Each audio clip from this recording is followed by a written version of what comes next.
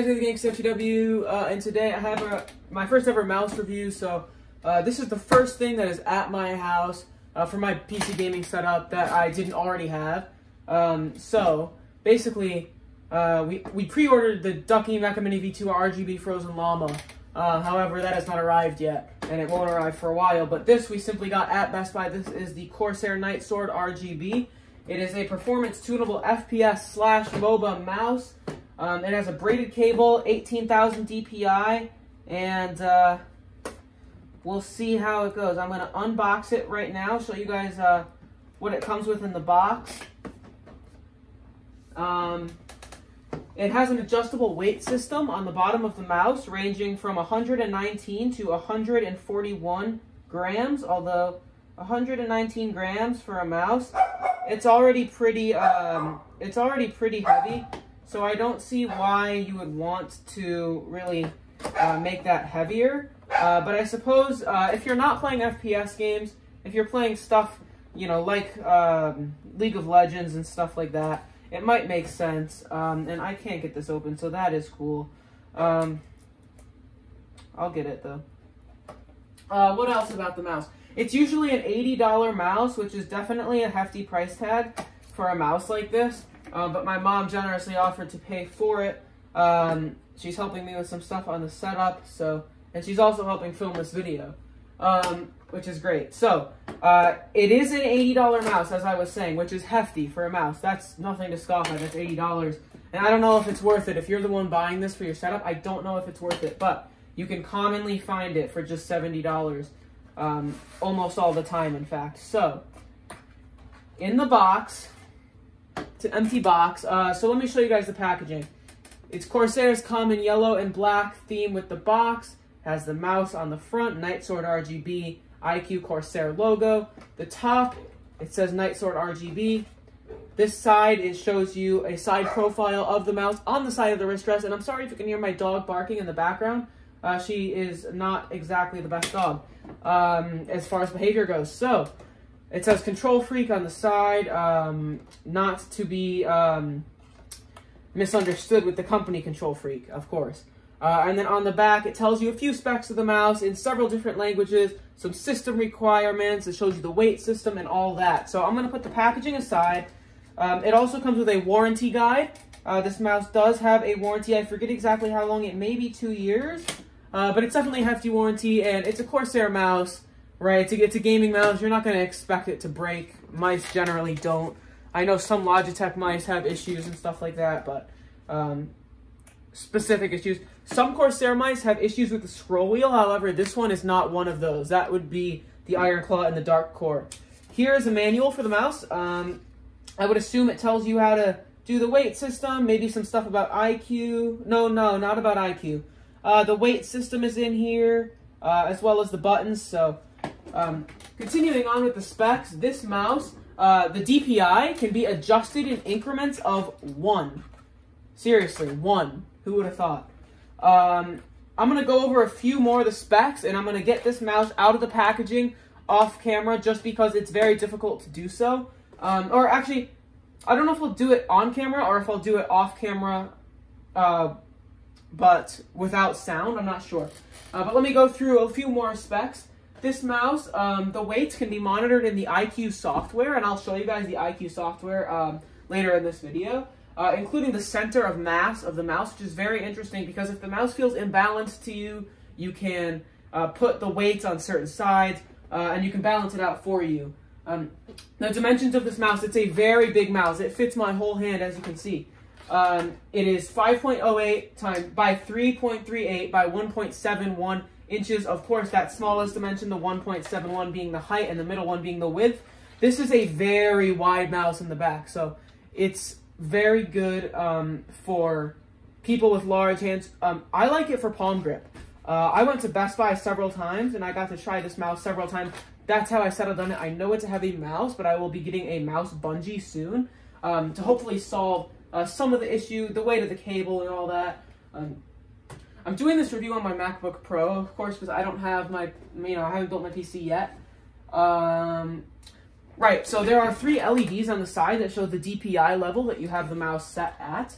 Additionally, it has a Pixar PMW 3391 optical sensor, which is, I believe it's still a sensor that is specific to Corsair, and no other companies have it. It's a very, very good sensor.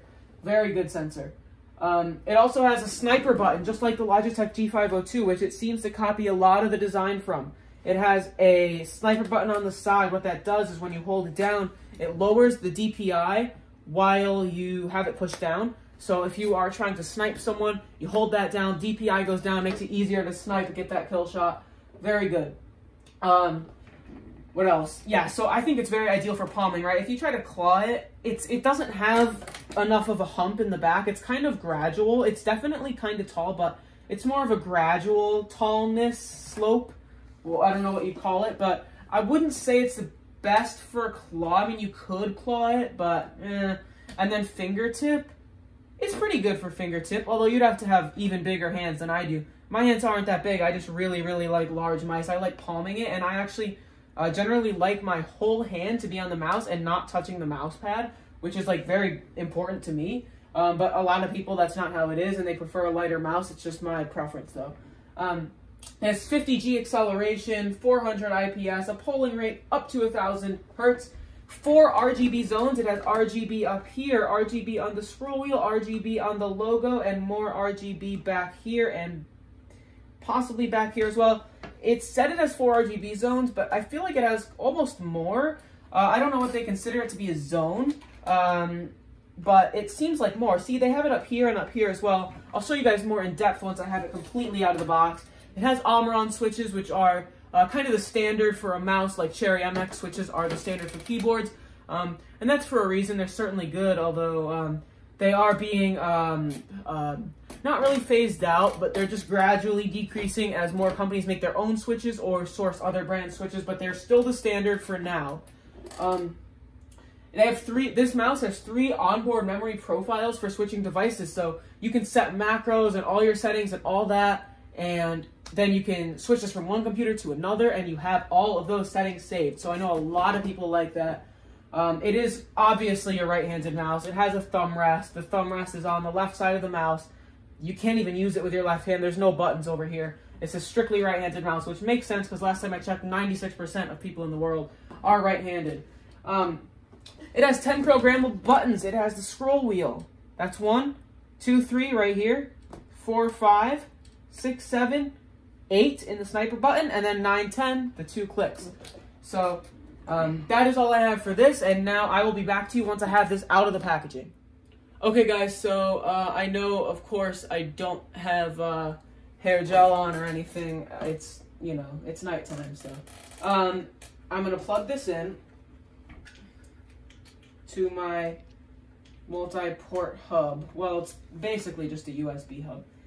This is the struggles of a wired mouse. So this is the niche market of a high-end wired mouse. Everybody's favorite part. I'm peeling off the plastic, peoples. Okay.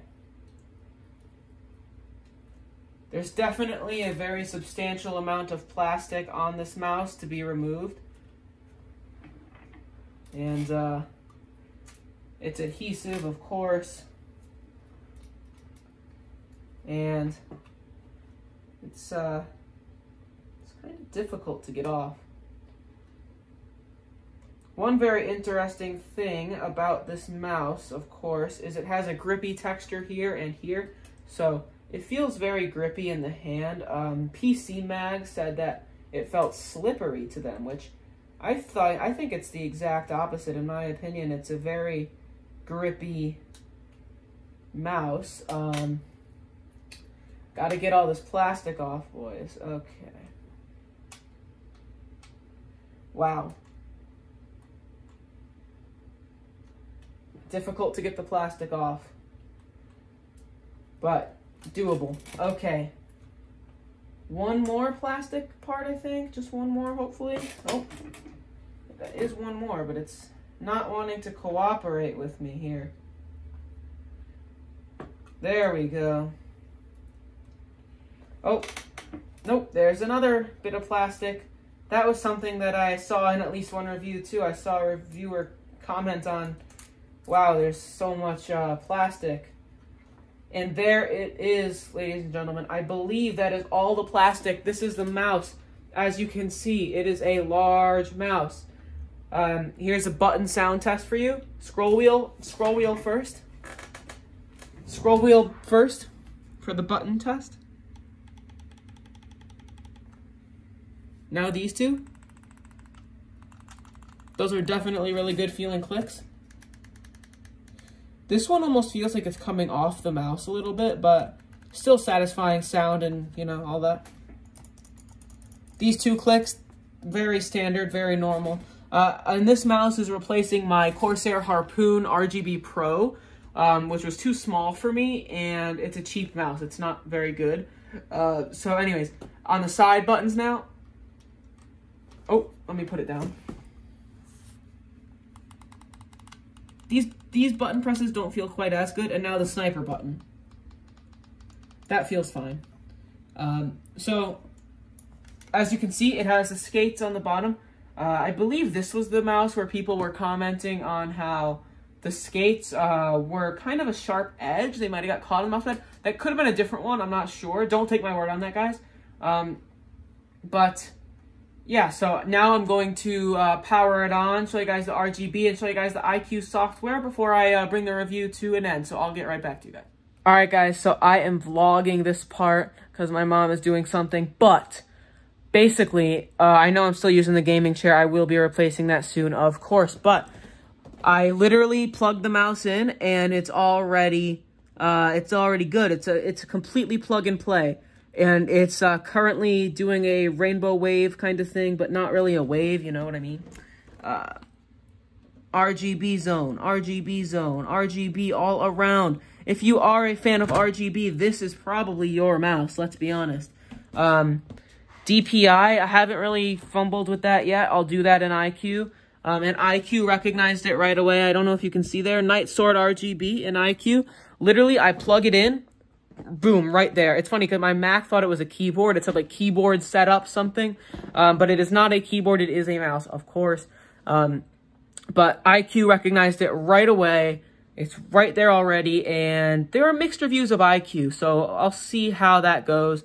And I'll be right back for you guys. Okay, guys, I'm back. And I have actually taken the weight cover off. It's very easy. Flipping the mouse over here. It's just this thing. It extends over here. And you just take a nail, you know, take it up like that. It has no weights in it at the moment, which is perfectly fine for me. But anyways, here I'm going to take the thing. If I could just open it. God damn. This weight carrier, boys.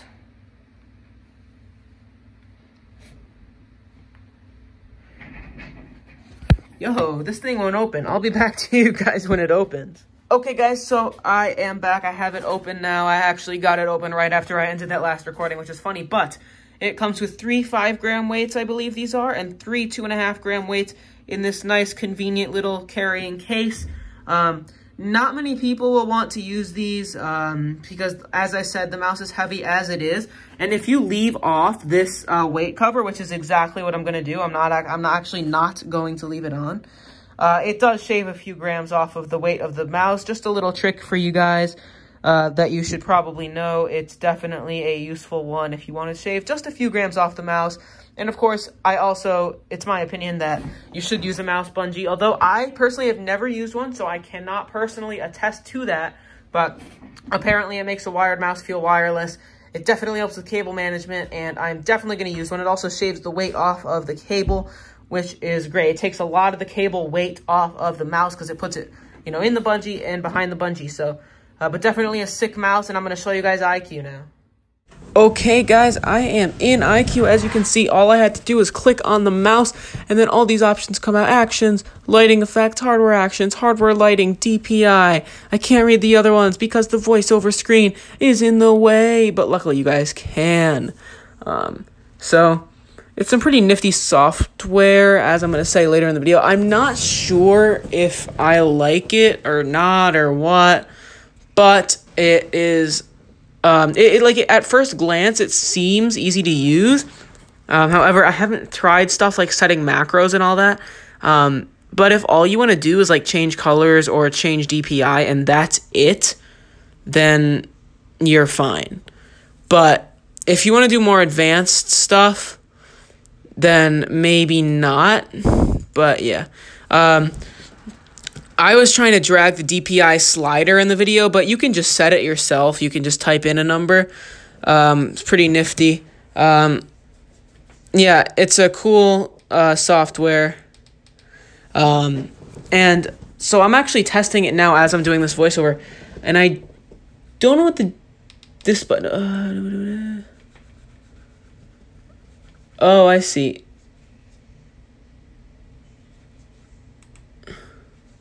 Huh, wait a minute. Oh, does this change the color? I don't know. So that front button on the top near the scroll wheel, don't know what it does.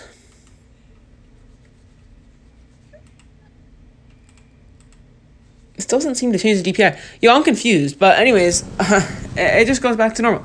I don't know what those side LEDs are. I'll get back to you on that, but yeah, it's weird. Oh, wait, does it toggle the RGB? Because the RGB was just off. This is strange. When I'm doing those LEDs, it turns off the other RGB on the mouse. I am genuinely confused.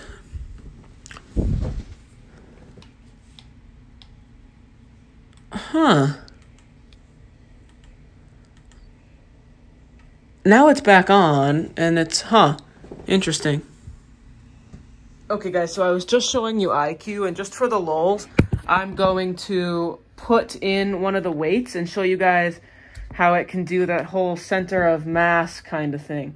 So I'm taking a 2.5 gram weight, and I'm currently flipping over the mouse, and I'm putting it in, oopsies, oh no. Let's try that again. Trying to put in a weight. I believe I have it in properly. So, now that I have a weight in, let's see if it basically says, do I have to put the cover on? Okay then.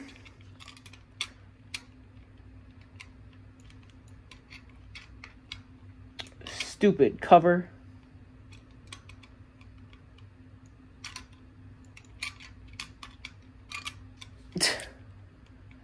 This is hilarious. This is not what you guys came here for.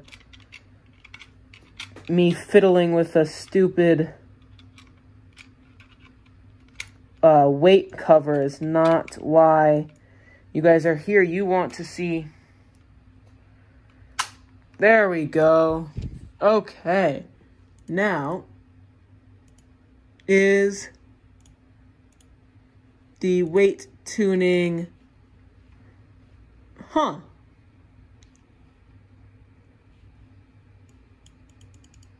I think that it thinks that I have no weights in. I'm not sure, but as you guys are seeing, I'll show you guys what it shows on the screen. Okay, guys, so I have figured it out based on a video by We Do Tech. Shout out We Do Tech. Under the two buttons behind the scroll wheel, the one up front, it basically the front and the back, they switch between the built-in profiles. That's what they do by default. And then it's the two on the side. Basically, they changed all of the colors of the side DPI indicator, the side tops, left side LEDs, kind of thing, whatever you want to call it. The top left of the left side, the LED, it basically changes the color of all of those, indicating which profile. And then the side, the two side buttons, not the two that you use for gaming, but the two above that, to the left of the left click, but like on the top right next to the left click, as if it were almost part of the left click. The one in front and the one in the back, what they do is they switch between the DPI levels. If you have the DPI set in settings for the lowest one, I don't even have them all set. I just use the lowest one for now. But I might change that eventually. But what it does is it switches between DPI. So It's pretty cool. But as I mentioned, the weight tuning thing, it wasn't working for me. I don't know if there's additional setup that needs to be done or anything like that. But hopefully it does work for you guys. If you do it, I'm sure there's something that I did wrong with the weight tuning. It's supposed to show you center of mass, and I believe it should even show you what, you know, the weights that you have in. But that is going to be it for now for the IQ software. Yeah, so as you guys saw, it's not there, so I'm kind of confused. The setup of IQ seems okay. I don't know if I like it. I haven't used it much, but it's interesting. But yeah. Alright guys, I really hope you enjoyed the video. I hope that I could be useful and that you guys enjoyed that review. That was the Corsair Nightsword RGB. It's a very good mouse. Is it worth the price? No. I got it because I didn't have to pay for it. But if you are on a budget, maybe get... If you have really, really big hands and you're on a budget, especially if you like to palm, you could try the G502 and see if it's big enough for you. Rocket makes some good mice that are very large. Maybe like the Cone EMP, I think it's called. What I did is I went to Best Buy. I went to several Best Buys, actually. And I tried the mice that they had there, and I eventually decided to get this one because it fits my hand personally really well, and I recommend that you guys do that too. If you have Micro Center near you, I urge you guys to try that as well. You will find a mouse that you like, I guarantee you.